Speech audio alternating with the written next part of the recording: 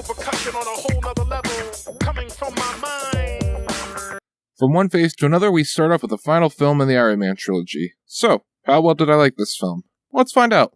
After the events of the first Avengers movie, Tony has severe PTSD and paranoia, and has spent the majority of his time building suits from Mark 8 all the way to Mark 42. This starts to split his relationship with Pepper, and to top it off, the Ten Rings has come back with a new leader, the Mandarin. Tony challenges the Mandarin by giving him his address to his Malibu mansion, and this leads to said mansion getting destroyed by helicopters, and Tony being left with only the Mark 42 at hand. Also, he's stuck in Tennessee now, so fantastic. There he meets a kid named Harley, and they manage to get the Mark 42 operational again. However, before it was reactivated, Tony got kidnapped by extremist terrorists. The extremist soldiers are superpowered humans who can regenerate limbs and take pain like it's nobody's business. The body temperature also increases to a point where they are basically walking fireballs. Rhodey and the President were also captured by said extremist soldiers, and the Mandarin is revealed to be an actor. The real villain and head of the extremist project is a guy named Aldrich Killian, who is better than Justin Hammer and Whiplash, but no, I don't think I would go that far. I still don't like him at all. His motives are a bit more interesting, I guess, but it's just another, I want to kill Tony because of what he did to me type thing. But anyway, Tony gets his suit back, and he gets the remaining 40 or so suits to fight some extremist soldiers on an oil tanker. Tony manages to save Pepper, and Pepper beats Killian thanks to being forcibly injected with extremists. And at the end, Tony destroys his remaining suits, gets the shrapnel removed from his heart, and throws his arc reactor in the water,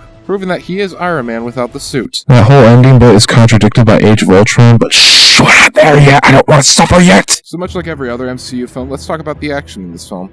I like it, but there's one fight that I'm not fond of. The helicopter attack scene. The helicopter scene is something. I mean, visually it looks nice, but I feel like having attack helicopters come to destroy Tony's mansion, it just doesn't really do much for me. Like, maybe have like an extremist soldier just walk to Tony's door and destroy a whole bunch of stuff while he has various suits fight him off. That would have been cool. But other than that one, the rest of the action is pretty good. Tony escaping an extremist assassin and then blowing them up was pretty neat. And I like Tony escaping his captors while only having a gun, a repulsor beam, and one leg piece of armor. Honestly, I hate working here. They are so weird. Also, Tony saving passengers from Air Force One was really cool while we saw it. More superhero films need that, scenes of heroes saving innocent people from dying. As for the characters, Tony, Pepper, and Rhodey were all good as usual. Tony's moments of PTSD are actually pretty intense, and I feel really bad for him. The ending where Tony and Pepper make up is pretty nice, and Rhodey has some pretty funny moments. I didn't like Aldrich Killian that much. The other extremist soldiers are just, goons.